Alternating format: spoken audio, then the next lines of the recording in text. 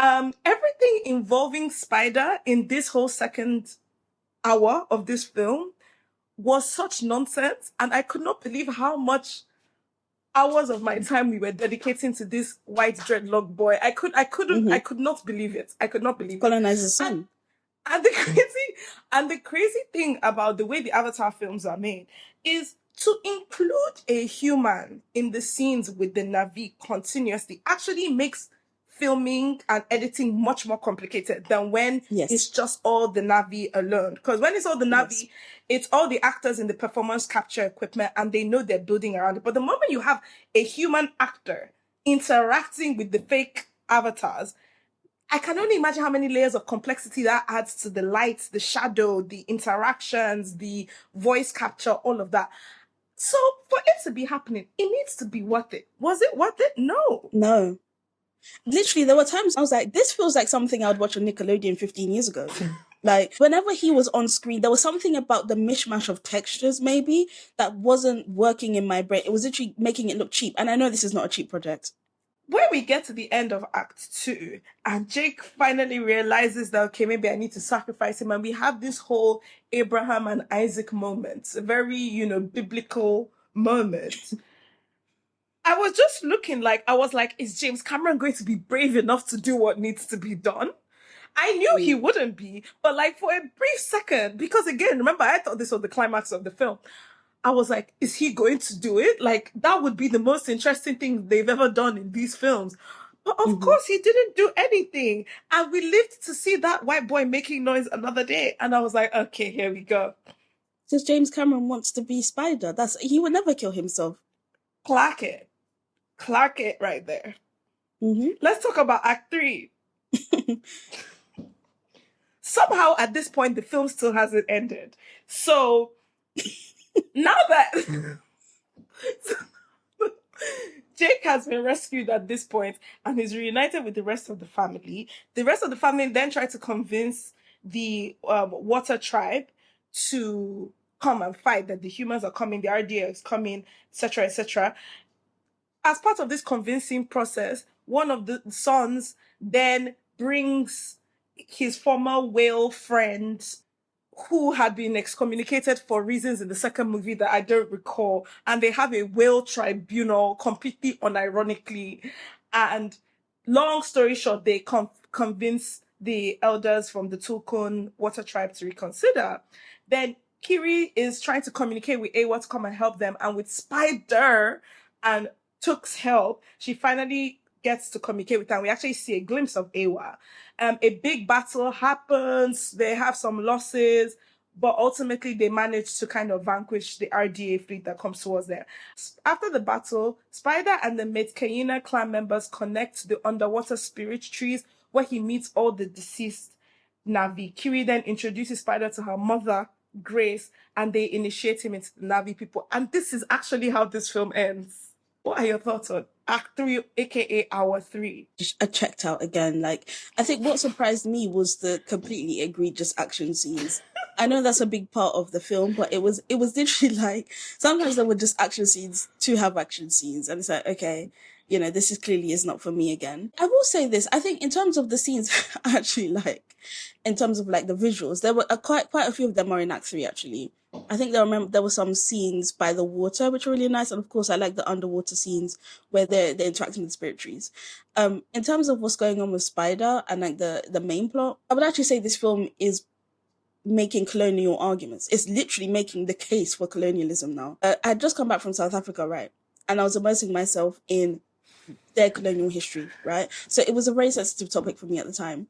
And, seeing someone in what is probably the biggest film event of the year, basically making the case that, oh, but you have to accept the coloniser's son because he's a nice boy.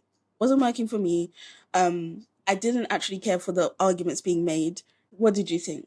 Hour 3, I lost a lot of patience with this film. I barely had any, but this was the first time watching an Avatar film that I wanted to stand up and leave, which has never happened to me before. Because yeah, that has never ever happened to me before, because usually I'm so bedazzled by the technical spectacle that I will be compelled to stay in that IMAX theater. This is the first time that ever happened to me. And that kind of shocked me. I was like, oh, okay. And I think the reason that was the case for this Act 3 in particular is because Act 3 is almost exactly a rehash of Avatar Way of Water. And that was a real serious problem to me because I was like, we've done this before. We've seen this fight with these same characters before.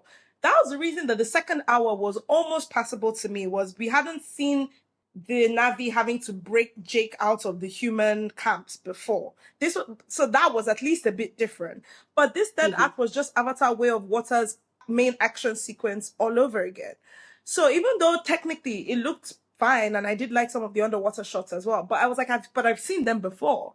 And in Way of Water, the dimensionality of the water tribe opened up our perspective of the Pandora world compared to the first film.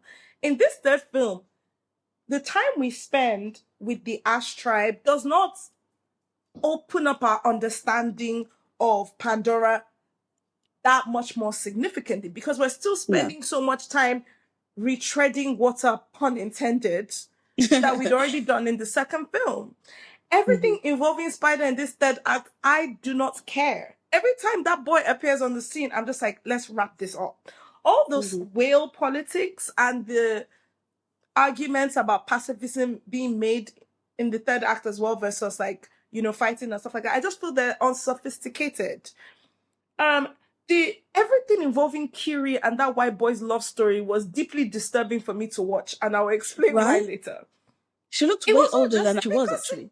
Because Sigourney Weaver, a 70-year-old woman, is playing her.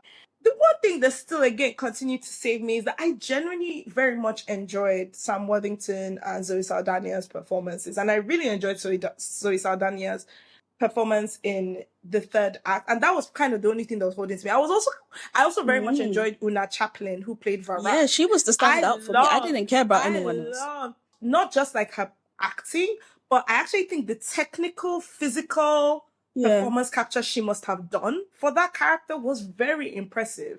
She made me believe this was a creature that actually exists in a really cool way. She was the only person physically acting with her whole body, as far as I'm concerned. Yeah, so I enjoyed that, but other than that, no. And the very ending, the fact that they essentially recreate the ending of the first Avatar movie when Jake gets reborn as an Avatar, but this time even worse, because at least in the first movie, when Jake gets reborn as an Avatar, his eyes open as the Avatar. But this time, you're just seeing this little white boy roaming around the blue people. I said, enough. Enough. Also, the fact that, once again, we didn't actually see evidence that they killed Quaritch. This is the third movie. Again, it might seem like he died. I promise you that man is not dead. I was just like, yeah, no. James, you're running out of ideas. Let's wrap this up. No, he won't, because he's made yet another billion, and he's going to make another billion, and it won't stop. We're in Avatar perpetual hell. Another thing I did really like about Act 3, even I had to pretend I wasn't seeing Spider in the scene with them. I was quite taken aback by the glimpse we got of Awa. I didn't think that was going to happen. I didn't think Awa was a physical being, and there's actually still some debate on what exactly are they even actually seeing there. It might be almost like a projection of her own image onto herself in her consciousness or whatever. But I did have a bit of a cinema moment when she turns around slightly and I'm like, what is that? And then I was like, oh my God, they're showing Awa. That kind of like, I had a bit of like, oh. But that was the only time really in the whole film I felt that. Let's talk about the themes of Avatar Fire and Ash. Dee, I know you've been itching to get into how this film addresses colonialism. So go. Again, this is a quote-unquote anti-colonial film that is ultimately about accepting the colonizer's son, because apparently the colonizer's son is more important than the longevity of your community. Why? Because you're a poorly written indigenous coded character written by a white liberal man who didn't involve any indigenous people when writing this film. Don't forget, a white Australian man. Australian? Isn't he Canadian? Yes. Oh, is he Canadian? Sorry. Yeah, he's Canadian. I'm sorry. Which is even worse. Well, actually, it's on the same level, right? They're flirting with similar territory. I'm not going to say there hasn't been any cultural input because, you know, to be fair, there aren't many indigenous actors in this film, actually, which is one of my big problems with it. But there are some who are very vocal about the fact that they wanted to bring elements of their real life experiences to this project. I think my issue is whatever indigenous people or maybe people from former colonized countries have brought to this project, I highly suspect that James Cameron has been overriding it and that no one's telling this man no. So as someone who is very sympathetic to the theme of colonialism, and I would love to see this explored properly. And what really annoys me is like, I think this film would be a fantastic vehicle to actually have the nitty gritty conversations. As you said, I probably would have been more impressed if Jake did kill Spider, right? But it's so obvious that James Cameron just isn't willing to have that conversation. And it just leads me to conclude once again that this film is not about what he says it is about. It's not actually about exploring colonialism. It's not actually about trying to empower people of indigenous backgrounds or people living on territories that are being seized ultimately for capitalist endeavors. This is really about James Cameron and his obsession. And this is just a vehicle for him to explore that.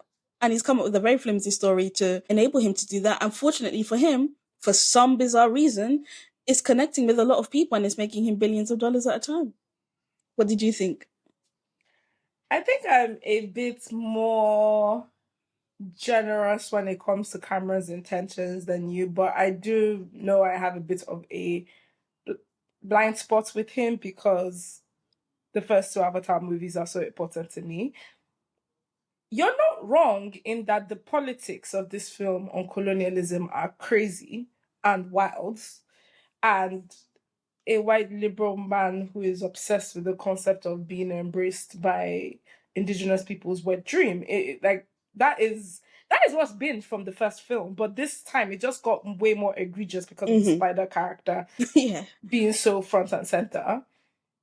I don't really have much else to say. I don't disagree with you. I've been able to enjoy it, the technical part more, and now that I don't, it's just like don't as much. There's just a lot less to hold on to.